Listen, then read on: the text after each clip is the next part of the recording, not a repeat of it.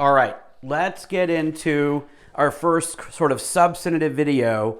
In addition to the other video that you already have for this week, the main video you have for this week, I want to add this one. All right, now, at the beginning of every class, I hope you don't mind, I'm getting a little comfortable here. Hopefully you can hear me. At the beginning of every class, after we go through housekeeping, we talk about syllabus, I always open the class with this question, okay? Well, really two questions, okay? So one, why do we study ethics? Or rather, what can we learn by studying ethics, right? And then the other question is, of course, well, what is ethics about? Like, why do we even have the subject? Like, what is ethics about? We actually probably should start there, but they kind of go together. Like, what is ethics about? What question does ethics seek to answer? And why do we study it? Like, what can we get out of it? Like, who cares about the topic? A lot of times I remember so many years ago, I have no problem with whatever a student wants to say to me because I want you guys to learn, you know? But one of my students literally said to my face, I'll never forget it, I was at the San Diego campus. It was like my third or fourth year teaching, maybe fifth year. I had enough under my belt where I could handle it, but if it would have been a little earlier, I'd been like really maybe offended. But he said, "Professor," you know, and he had this deep voice, you know, he's a smart guy.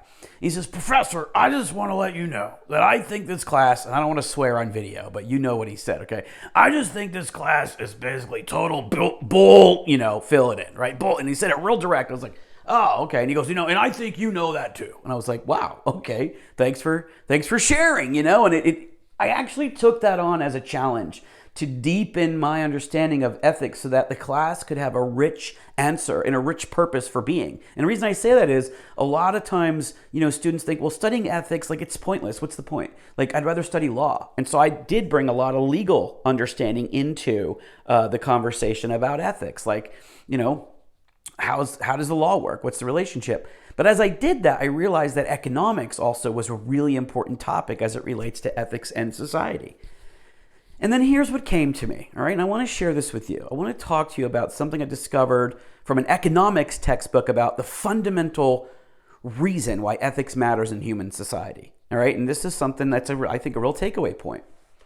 So let's open this up with answering the question, the initial question, what is ethics about? What is the question that ethics seeks to answer, all right?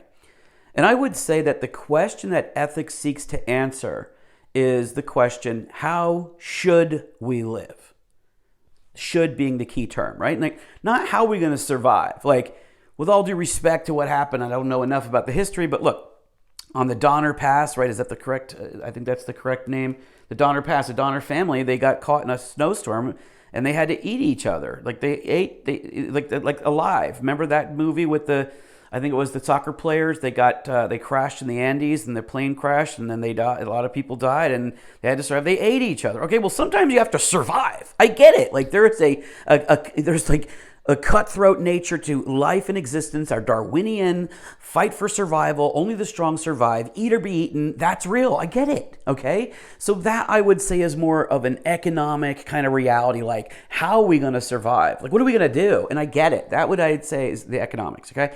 But then it's like, okay, but we're surviving. Don't we want to elevate? Don't we want to elevate to a higher well-being? Like, especially once we actually can have food, clothing, shelter, don't we want to have love and joy and entertainment and a feeling of well-being? Like, isn't that what we really want as human beings, is to elevate the experience of life that we have and protect ourselves and others, especially our own family? But what about a wider family?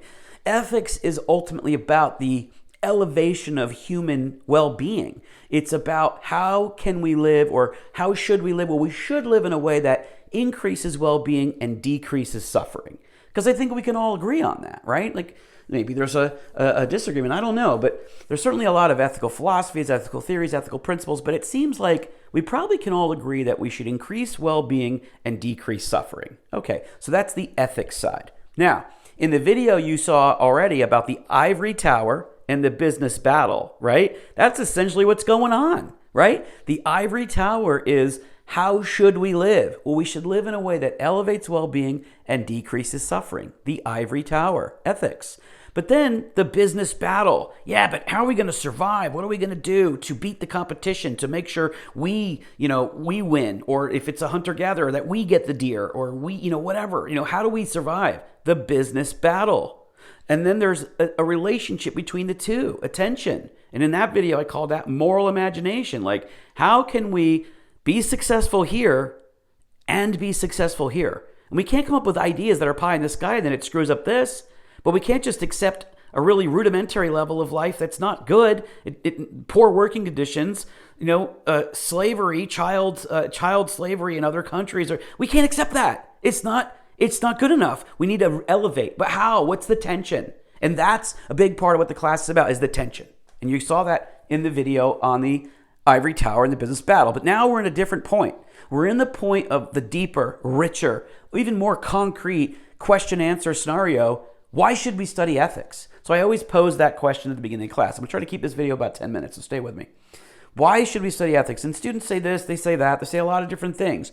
And then I usually write on the whiteboard, right? So you get to visualize with me. I write on the whiteboard, ethics equals wealth. Ethics equals wealth. And then students will say, yeah, right, look at Wall Street, right? Look at all the different types of corruption in the society. Those people are rich. You're right. They are rich. But are they wealthy? Seriously. I would say that wealth has two dimensions. Everything in life has two dimensions. It's the yin and yang. Hot and cold. Dark and light. High and low. In and out. This and that. It's like, I don't know if this and that was a good example, but you know what I mean? Like, everything is dual. Proton, electron. The very nature of the universe is a positive energy charge and a negative energy charge. That's what we're in. They call it duality in Eastern philosophy. Duality, right? The one became the many in Eastern philosophy. And so we live in this duality of reality. There's always yin and yang. And so what I'm trying to say, let me make sure I stay on my point here, is that wealth itself has a duality to it. Yes, there is physical wealth, money, but then there's non-physical wealth, love or well-being. Okay, and so I would argue that wealth, especially the kind of wealth we want to have on the planet, how should we live? How are we going to survive? Well, yeah, we got to make money. How are we going to survive? But we also should have love. How should we live? We should live in a way that elevates well-being and decreases suffering. All right, so now let me give you the equation. Ethics equals wealth, because there's the same equation for both the inner wealth of love and the outer wealth of money. And we should have both. I mean, we live in California. I mean, I don't know where you are, but you live anywhere in the world, you got to have money. We get it, no problem. But we should have well-being, and we should have joy, and we should have higher emotions as well as all that. And I don't want to be a hypocrite. Like, I'm not saying I'm perfect or anything like that. I'm not saying that. What I'm saying is all human beings have to survive, and we want to have happiness. Aristotle, I think he called it eudaimonia, if I'm saying that right, eudaimonia. This greatness of character and soul. And that's part of our journey as human beings. But we have to survive. The ivory tower, be good. The business battle, do what you got to do, man. Okay, that's the human reality. But ethics equals wealth. And so we want that wealth of two kinds, love and money.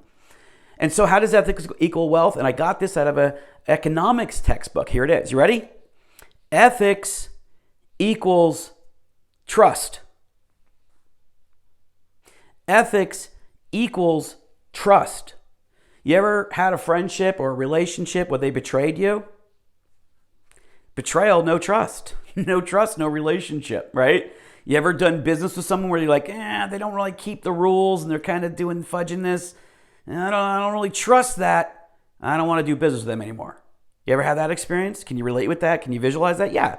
When someone breaches ethics, the ethics of the relationship we have with them, or even the ethics of the profession, or the ethics of the industry, or the ethics of the society, the expectation we have of how we're going to behave, how should we live, how are we going to behave? When someone breaches ethics, it violates trust and it damages trust and it can break trust. And when it breaks trust, it breaks the relationship. And that gives us the next part of the equation. Ethics equals trust. Trust equals transactions.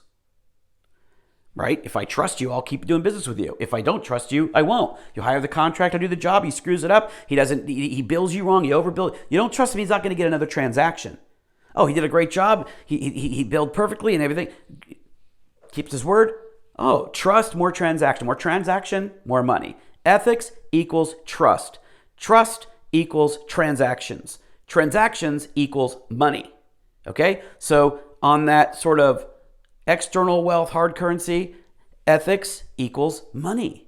Ethics equals trust. Trust equals transactions. Transactions equals money. Now, I understand the corruption of the Wall Street thing. We'll deal with that later. Certainly, there are times when you can not necessarily trust someone and do a transaction, but those tend to be quid pro quo transactions where you just kind of know that transaction is going to work. Like a crazy example might be like a mafia example or some ridiculous thing like that. Like, it's not that you trust the other person. It's just you know that you're going in with guns, they're going in with guns. And I guess the trust would be that nobody's going to shoot each other while the money and whatever, I don't want to say it, the money and the stuff is being transacted, okay? So there's even a rudimentary element of trust there, but it's based on violence, right? So when we're talking about the normal society, we really are saying ethics equals trust, relationship equals transaction, transaction equals money, right? Same thing with love. Okay, well, think of your mom and dad or your sister or brother or your friends. And, and I'll try to kind of dial this in now and pull and finish.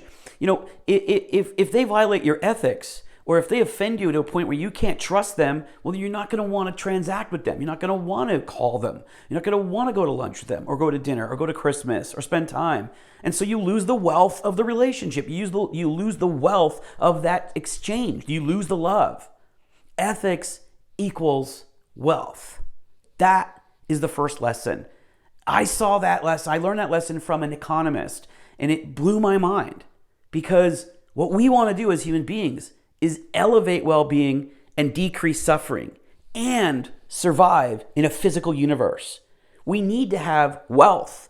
We need to have love. We need to have money. And as it turns out, that the best way to get both ongoingly is to practice ethics. That's our lesson. See you in the next one.